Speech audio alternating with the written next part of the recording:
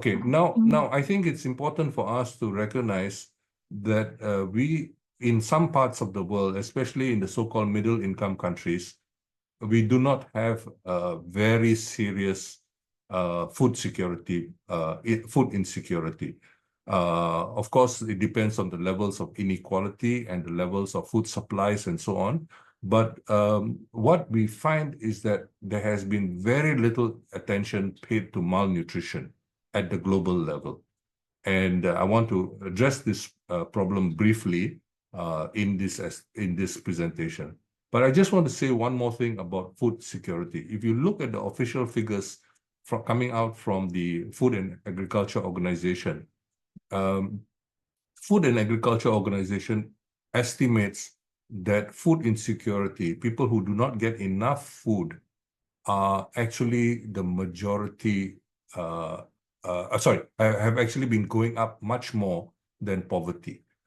And part of the reason is that food prices are going up much more compared to incomes. So incomes have been going up, but food prices have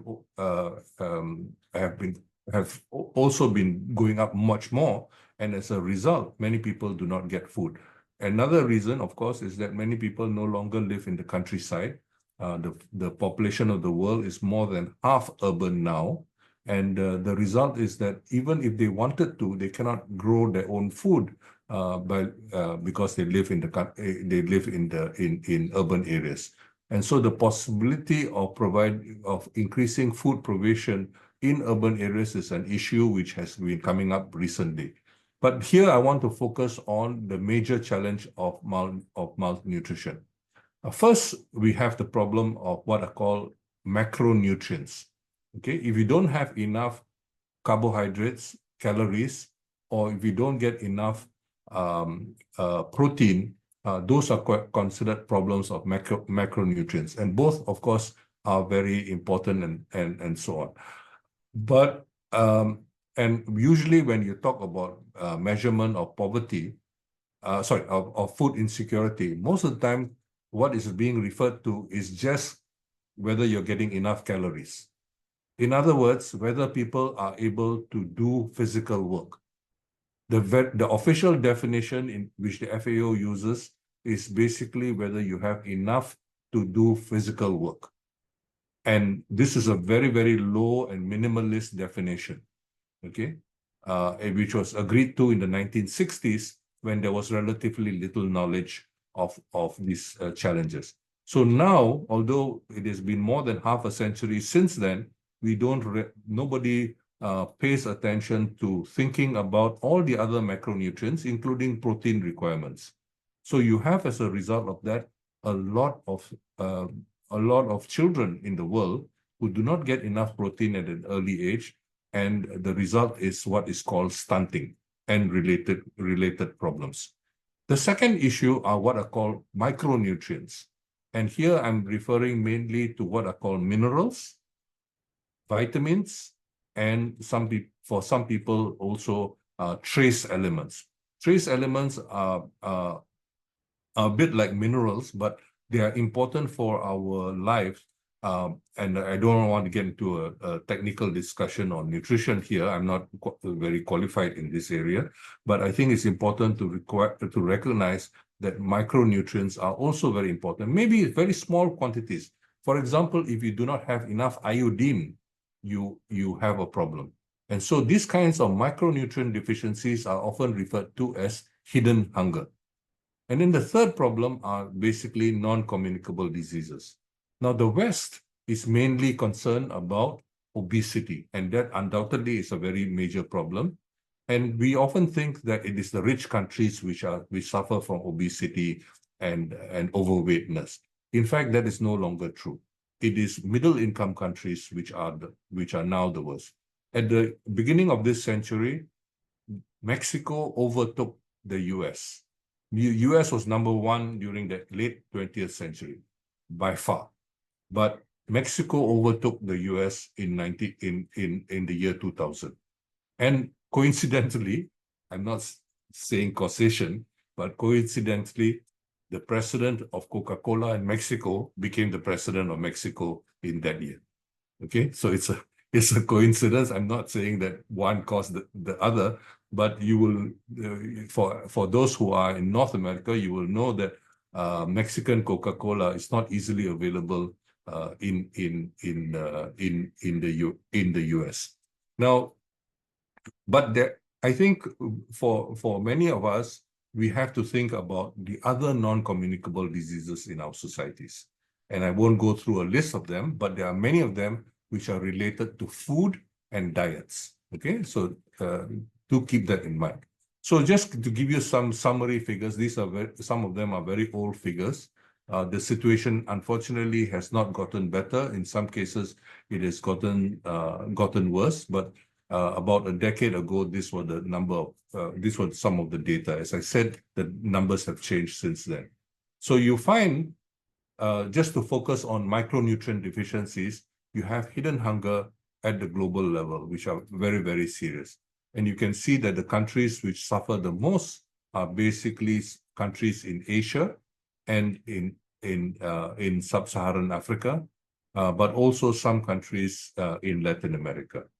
Now, but you know, this map doesn't give you a very clear idea, because every country has its own specific issues, and the question of whether you have enough food is not directly related to the question of whether you have a balanced diet and whether you have problems of micronutrient deficiencies. Now, this is an estimate by the West, okay? And I would say that I don't like this kind of estimates, and I'll tell you why. The main reason why I don't like these estimates are that basically it gives so-called economic value to life and to good health, which is very, very difficult to measure, okay? So it is very arbitrary. So what they mean here by the economic cost of malnutrition being 5% of GDP, it means, for example, obese people and overweight people are not able to work efficiently, and therefore it costs about 5% of GDP, okay? But so the work of people in the West is valued much higher. So the result is that this figure of 5%. But what about people in poor countries? What about people in Africa who are suffering from malnutrition? They are given very low value, you know? I remember there was a chief economist of the World Bank. He later became president of Harvard University, Larry Summers. He basically said, oh, the value of life in Africa is lower, so you can dump toxic waste in Africa, because what the economists call opportunity cost of life is lower in Africa. I mean, this is the kind of cynical view which you have. And now, increasingly, you have a lot of dumping of toxic waste or getting rid of problems in many ways by dumping them into the commons or into in other countries. So there are many developing countries which are importing, for example, plastic waste. Or recently, the Japanese released the radioactive Fukushima water into the Pacific Ocean. So, you know, these are problems where rich countries feel they can do anything they like. They can abuse the global commons. And this is a problem, of course, relating to climate change as well, which I won't get into right now. But let me quickly just focus on obesity, because this is what the West focus on. And just on obesity alone, okay, the cost of obesity estimated by the McKinsey Global Institute. McKinsey is a consultancy company, and they find that about 30% of the world's population is at least overweight.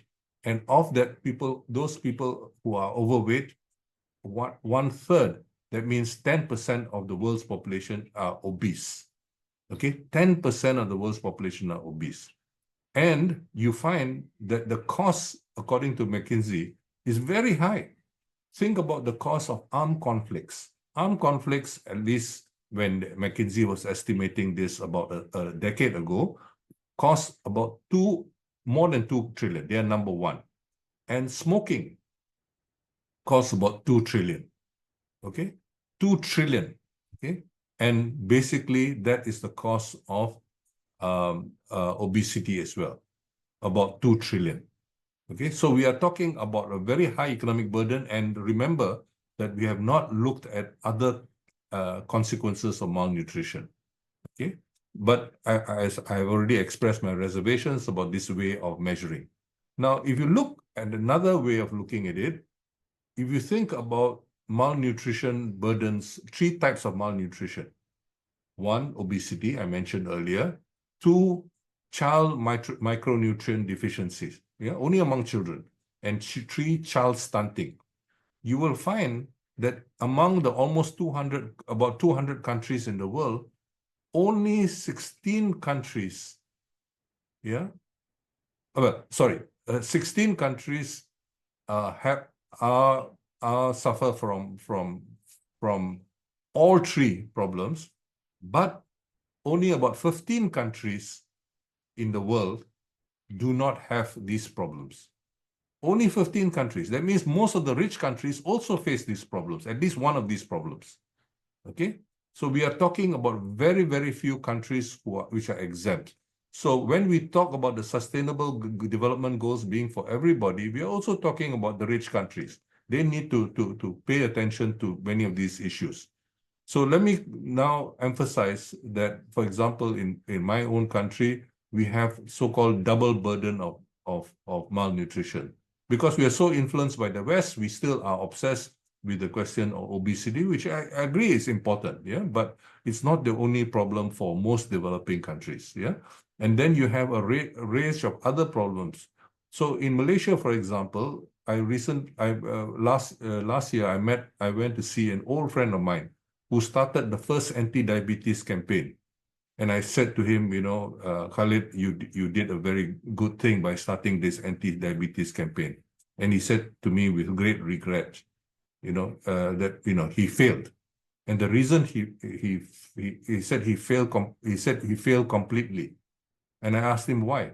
He said when he started the campaign in the 1980s, at that time the number of Malaysians with diabetes, mainly type 1 diabetes, was about 8%. Now the figure is around 25%, more than 3 times. Okay. It's huge. It's a huge problem in the country, and unfortunately, very little attention is paid to it. One special problem which affects women and children is anemia. Okay, anemia means lack of iron in the blood. So I remember I was involved in China when after the Beijing Olympics, President Hu gave one of the buildings to the International Poverty Center, and they asked what can be done, and I suggested, why don't you have a school feeding program? And later on in 2012, when I went back, I was told that the school feeding program had succeeded, and they wanted to thank me for it. But in fact, they did much better than what I was suggesting, because I said, why don't we give a school breakfast program?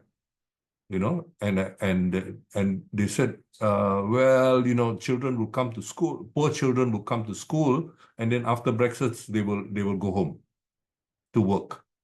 But with the school with a feeding program in midday, they will have some breakfast at home, mainly leftover from the rice from the previous day or something like that. And then they will come to school and they will eat something, and then they are basically required to stay in the school and eat. And then in these poor areas, they were also trying to address problems. So they introduced, for example, new vegetables like red spinach. Red spinach has got a higher iron content, and so anemia within that poor community went down. And basically, the quality of children also improved.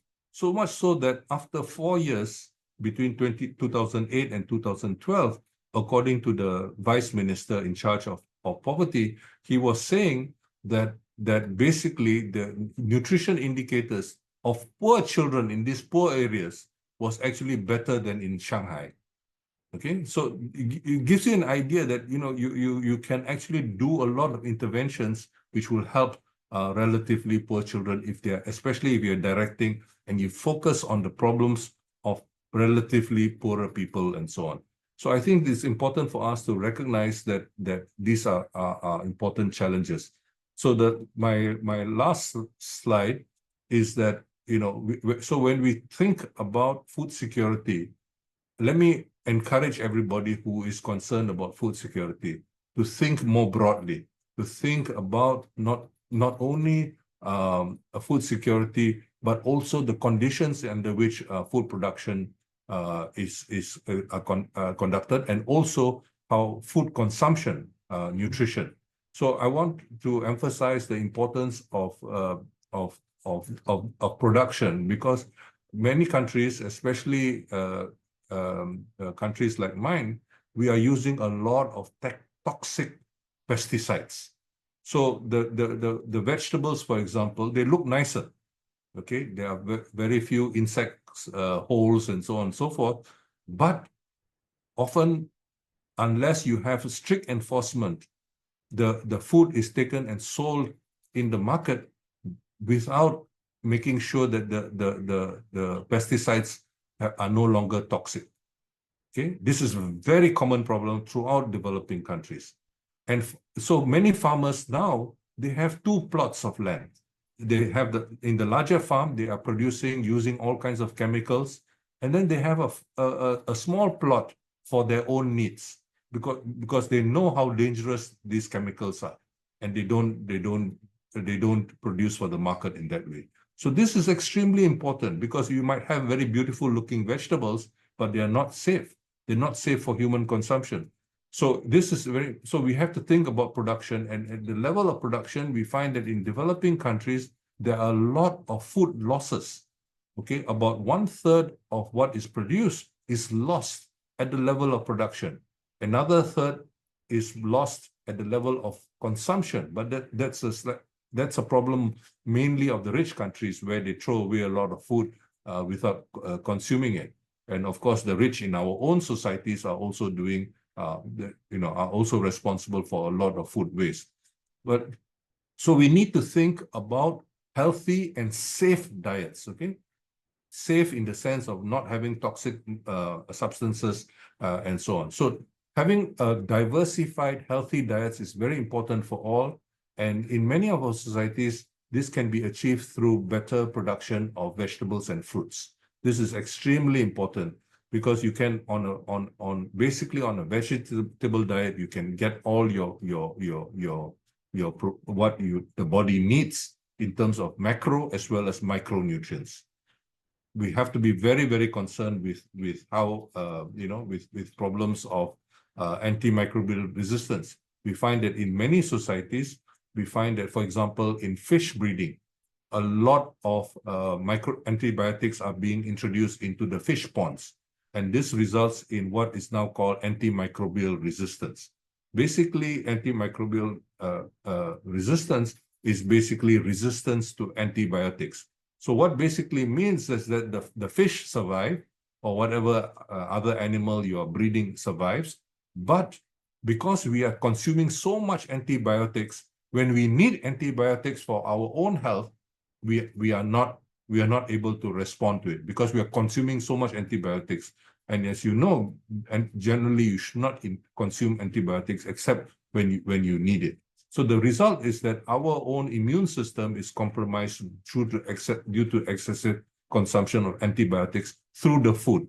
And now one big problem which many people face, of course, is the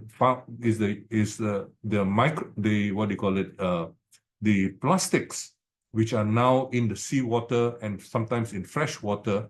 And plastics, we are consuming plastics.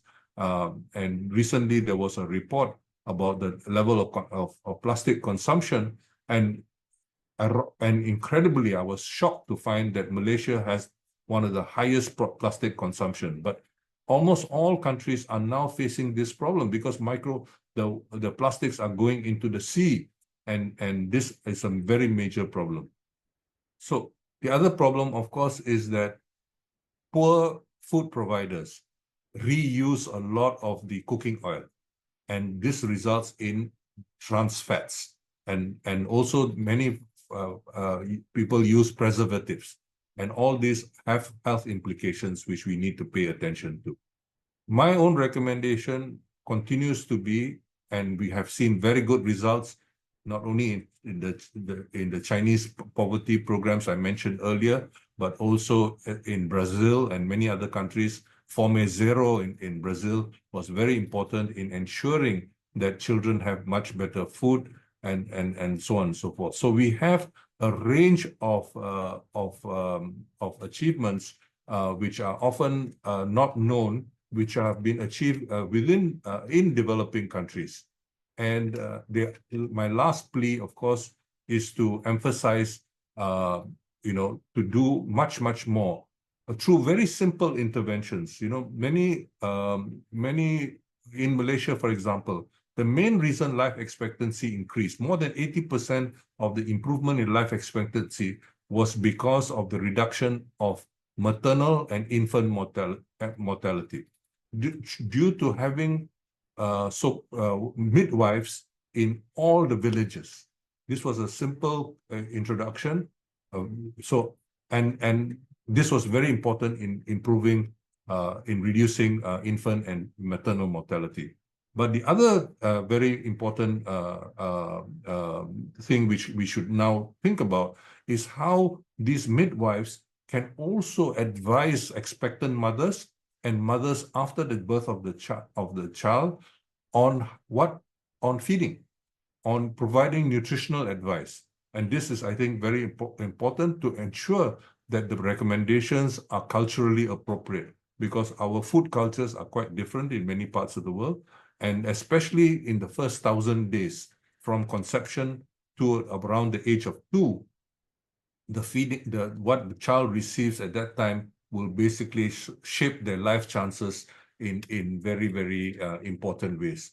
So allow me to just stop here and thank you all for your attention. I think I'm sorry I took a little bit longer than than originally envisaged, but I hope this has been useful to you. Thank you. And thank you all for your attention. I think I'm sorry I took a little bit longer than than originally envisaged, but I hope this has been useful to you. Thank you.